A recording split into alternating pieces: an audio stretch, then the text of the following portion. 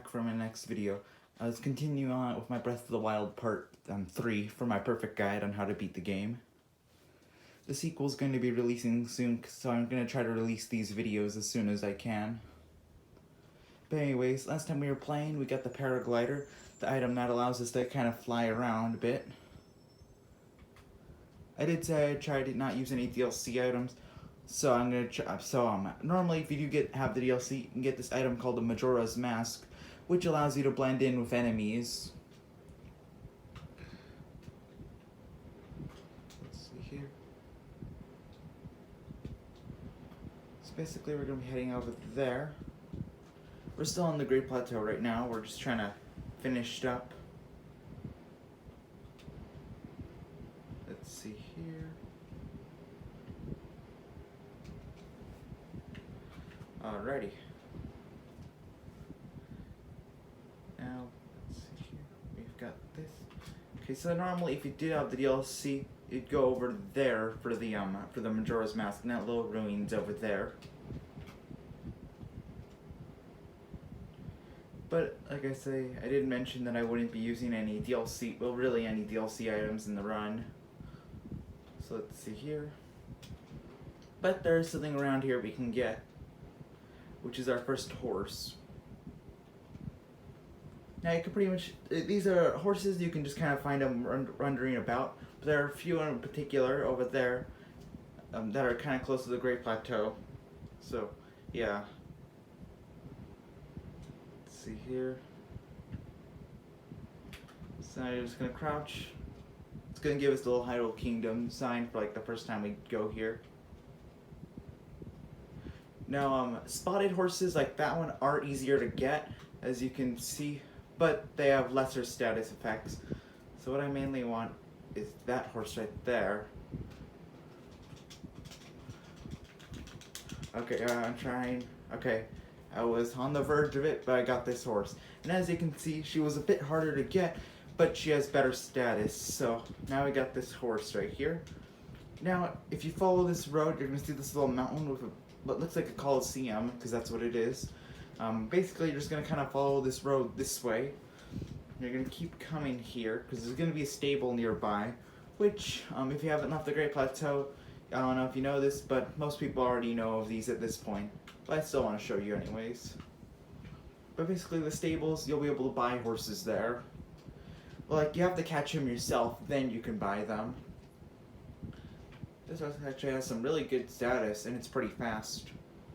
There are a few things in mind for your horse, like you saw those little dashes on the bottom that reload. Those are known as spurs in this game, which depending on how many times they can do it. So we're gonna talk to this guy right here. So yeah, I'm just kind of skipping through it. Now I'm broke right now because I've just left the starting area. Basically, I'm just gonna sell all this stuff. Oh yeah, note this ruby is from the DLC, which I accidentally claimed it in episode 1, but so I'm just gonna, I don't know what I'm gonna do with it, but basically, all you need to get a horse is 20 rupees, which, as you saw that NPC, he kind of fell over. It's just a little detail since he has that giant backpack. Okay, let's see here. Now we're gonna talk to that guy right there. Every stable has someone inside of that little place right there, but yeah. Basically, I'm just gonna kind of talk to him. Let's see here. I need to be registering this horse, which, as you can see, there's strength, speed, and stamina. Stamina are those spurs. Speed is like how fast they can just run, and strength is how much damage they do when they run over enemies. Alright, now we're gonna name this horse.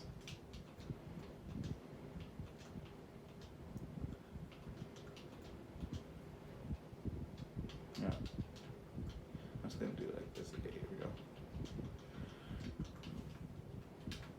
I've run out of horse names at this point. I've done this game so many times that I've literally lost the name. Like, I've used so many names I don't even know what to call them anymore. So, this horse is named Horse. You also get a lot of limits to what your horse names can be, as there can only be 9 letters in it. So there's not a lot of names that you can do for them.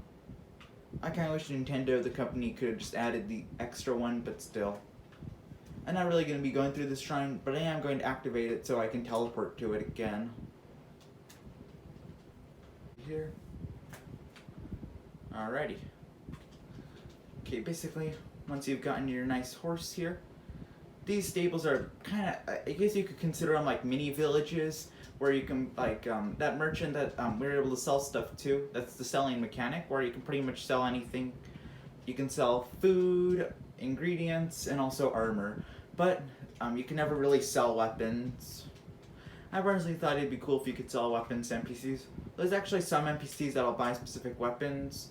There's this one NPC, she lives at this other stable, but she'll buy these powerful swords from the player, which people have used glitches to, they can like overload the menu, then they can like get infinite orders and stuff like that from her without the weapon actually leaving your inventory.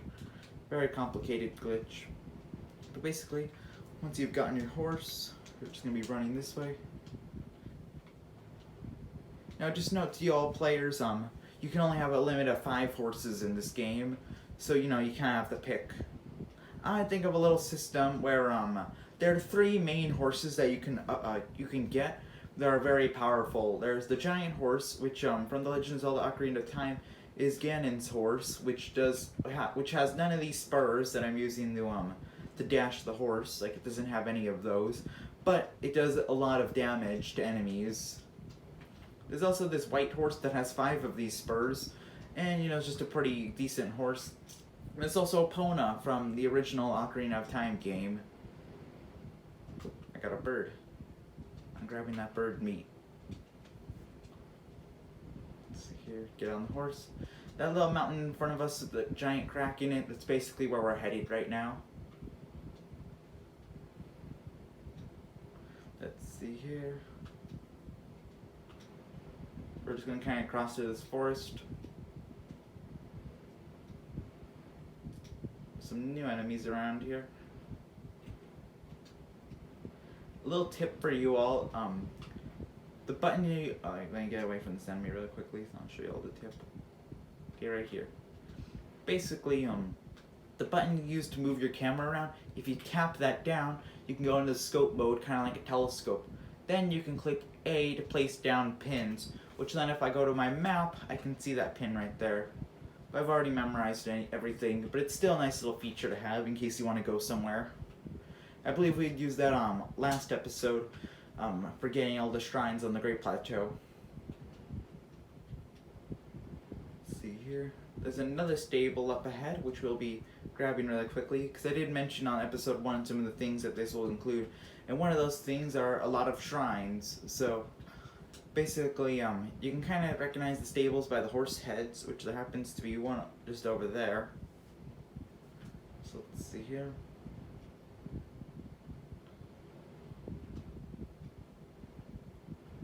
Let's see here. Just heading over to the stable. And this is another place. Each one kind of has the same stuff in it. Like that merchant is usually a campfire. And, some of them have some special things that make them and set them apart, make them unique and set them apart. One of those things being, at this stable has some cool little animal pens, but the animals I can't see them right now because I'm a bit too far away from them. Let's see here. I'm just going to activate this. Okay, here we go. Now back to heading over there to that giant rock over there. Let's see here.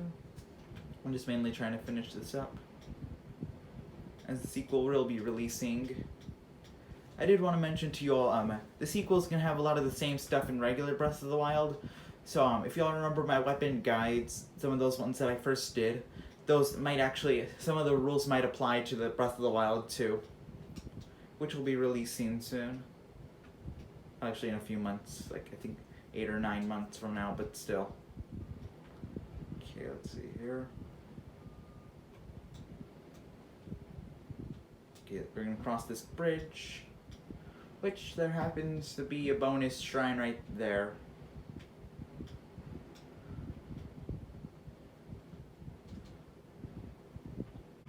Okay, here we go. Let's see here. now it's time we head over there to the Dueling Peaks, which is what that place is called. Now, if y'all remember that tower on the Great Plateau, like from an episode or two ago, there's actually one of those right in front of us. Now seeing it at this angle, the tower looks small compared to that giant hill right there. I can just notice that.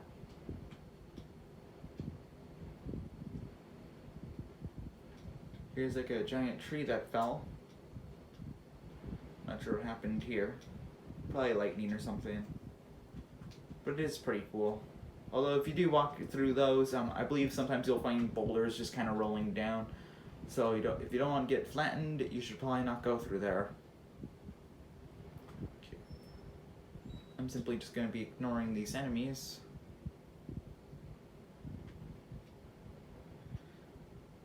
They're crazy. Okay, now y'all can see that tower right there. We're going to be climbing that tower to get a piece of the map. As each of those towers, if y'all remember from a few episodes ago, the one on the Great Plateau gave us a bit of the map. So basically that's kind of the whole reason behind these. Now that flower right there, if we follow it and see wherever it goes, where basically you can get this cool item called a quirk seed, which I'm pretty sure y'all saw it from episode 1, but still. And the white flower always means that that's the last one you have to grab. So once you grab that, you'll get your free quirk seed. Which, I'm pretty sure I mentioned this a while back, but there are 900 of them in the game. And right now I was playing the Skywalker Saga, and there are like 1,000 and something Kyber bricks, which somehow I've managed to find Kyber bricks faster than the quirk seeds.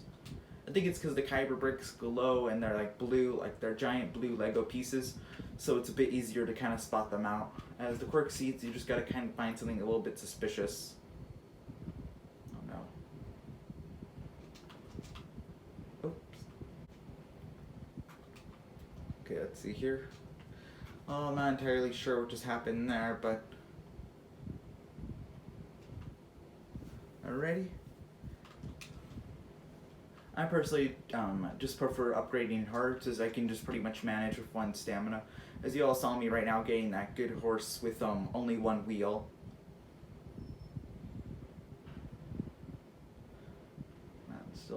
I just realized I still have this shield. Alrighty. I like the music for this thing, but once again I have my sound turned off at the moment. But the music's really nice, and you get a nice little view of the area. As you get to watch those things go upwards and the tower turn blue. And there we go. It's blue now, which means it's activated. And now we can teleport here like if it were a shrine. So these are always nice to have. Now it's going to be scanning the area around it, which I can see another one, and a giant pink tree in the background. Okay, let's see here. Okay, well now we get the Dueling Peaks region on our map.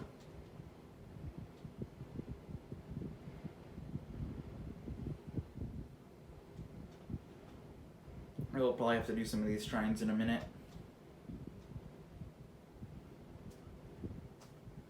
Okay, let's see here. Now we unlocked a new feature, which is the Shrine Detector, which can also detect other things once it's upgraded. So if y'all see that little tab that says searching for shrines, basically if you see it, if I'm going this way, it doesn't do anything. But like when the signal starts to blink and make a lot of noise, that means it's that way. So this is not the way to go. But the shrine that I'm going to be looking for is going to be in this direction. There will be another stable that we'll be encountering soon enough. But basically we're just going to travel through here. Now we're kind of inside that mountain. Okay, let's see here. And here's this shrine. Now, once the name's gone onto the screen, the Sheikah sensor is it turned off because it found the shrine. Now, normally the ones on the Great Plateau, the starting area, gave you all these special abilities. Well, the Amiibo one, that one's a different one that you just activate. But basically what we've got to do here is push down this button and it'll make the platform fall. You can find buttons inside, like this one, inside of certain shrines. Basically, now that platform's gonna come here. These shrines are just kind of like mini dungeons, basically. Now we're on the magic floating platform, which carries us above this endless abyss that's under us for some reason. Okay, let's see here. Now, this one we have a bit of timing. So once we step on it, that ball's gonna go down that way, and I'm gonna hop off of it. There we go. Once it gets under there, you're pretty much good. So then you just stand on here, and it's gonna float you above it. You can see that chest over there, which actually has a pretty cool item inside of it. This one you've got to get on like the right timing for it to like push the ball upwards. But basically those barrels right there, they're made out of metal. And what we're going to do with it is we're going to have it serve the purpose that I was doing with that orb. Basically we're just going to put it onto here. As you can make this platform go down and that side go up, which then we can retrieve this special item, which is the Climber's Bandana, which actually has a cool special ability. Basically what it does is when you're climbing on hills, it'll make you climb faster. Okay, let's see here, we're going to activate this. Okay, now we're out of the shrine, and we'll, whenever like you reload the loading screen after you beat the Great Plateau, you'll be given all the DLC side quests. So basically, it's just gonna do this for a little while until all the DLC stuff is, till there's no more of it to cover. Which I can grab this metal ball with the magnesis, and I'll just blow them up. So they have those little bombs right next to them. Simply just gonna drop it on them. That didn't work like I wanted it to. Oh no! Now, I'm going to get out of the fight by climbing up here where they can't reach me. Only the ones with their bows can reach me. Which also we're gonna have to come up here for another shrine, which is one will be mandatory to beat. Well, it's not super mandatory, but like there's something you'll have to get rid of and clear up, and the only way to get rid of it is to beat the shrine. Basically, if you look at that shrine, if you look next to it, you'll see all those little well not balls, but those spikes right there. Okay, let's see here. Basically, the water ice rune, we're gonna be using that. Now you may be thinking, what am I supposed to do here? Well, you can actually build these little ice blocks on the waterfalls. Just be careful where you place them and how many you place, because if I were to place this third one right here, that first one will break. Meaning you can only have 3 of these out at a time. Alrighty. Now I've got this fun little puzzle to do right here, where basically we're going to put a block right here, and one right there, and one right here. Basically how that works is the ball's going to hit that one right there, as you all will see. It's going to fall into there, then glide across that one into the hole. Basically what happened is it bounced off to that one, fell onto here, but this is like a seesaw almost, so if the ball were to fall in there with its weight, it would just topple it down. Which I'm just showing the door opening really quickly.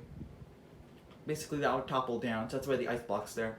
But then it would fall down right there, so that's why we put that one right there to kind of help it glide through.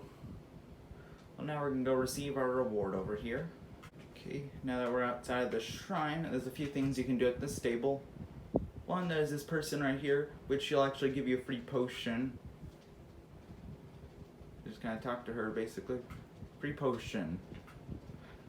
Which can be used to help increase your speed and make you move a bit faster. Now if y'all were wondering about my horse that I left back there temporarily, if you talk to him, you can take your horse, which, you know, we named it Horse. Okay, now that our horse is here, we're going to be riding onto the village, which is kind of in between those rocks right there. we've almost finished up the video. I just need to kind of get to this village and kind of activate the next few quests that I'll be doing. I think I'd estimated that there'd probably be like 11 parts of the series, this being one of them.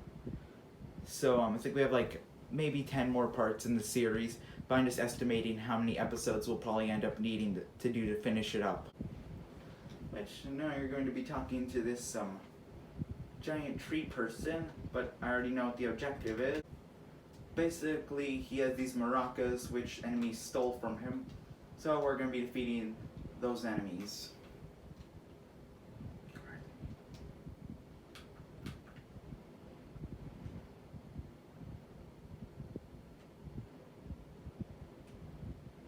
Okay, now we don't have any other arrow variants.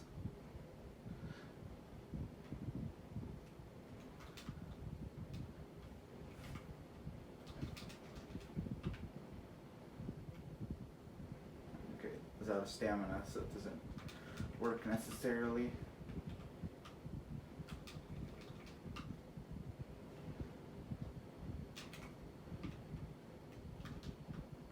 Get my arrow back.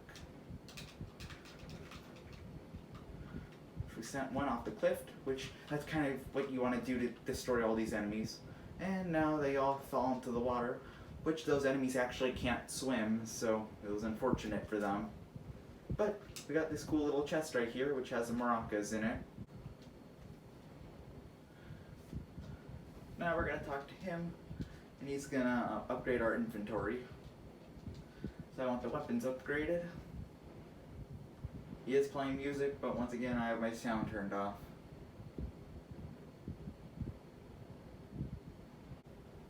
But basically, the horses will actually follow the road by default, so you kind of just have the horse do it right here, which is another shrine, as we're about to enter our first village. When I first played this game and saw these little posts or something, I thought it was going to be like a really powerful camp full of enemies. But nope, it's a village, Kakariko Village to be exact. Which we're going to be heading to that big house over there. But basically, the village is kind of like those stables, but it's a big version and there are mainly people living here. And this is one out of a good number of the villages in this game. Oops. I whistled. My horse is going to be coming up here. Inside that shrine right there, it's going to give you a little combat tutorial on some... Okay, basically now we're going to head down here.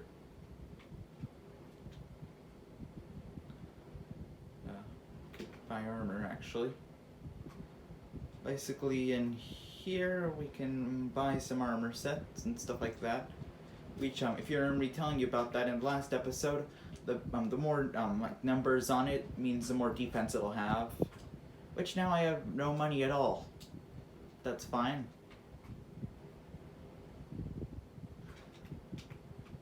Those two guards right there will be important in a minute. Right now, you can just put the apple inside of that frog. You can just drop it down on it by just throwing it. Which then gives you another one of those quirks. So I'm just going to take this. There's actually something funny you can do with those guards right here, where you can literally just go above this wall, come up this rail, then head back. Which is actually really hilarious because I'd expect the security here to be a bit better, but okay. Well, now we're gonna be here, which this lady right here on the floor cleaning it will go crazy over you being here. So now she's just gonna tell you to go inside, which I'm just kind of skipping through it at this point. Which then I go inside and it's gonna activate this little cutscene, which of course sounds turned off, so you'll just have to read the subtitles. I've almost finished wrapping up this episode. Actually, like once it finishes this first cutscene, I'm just gonna kind of skip all of it to avoid any spoilers for you all.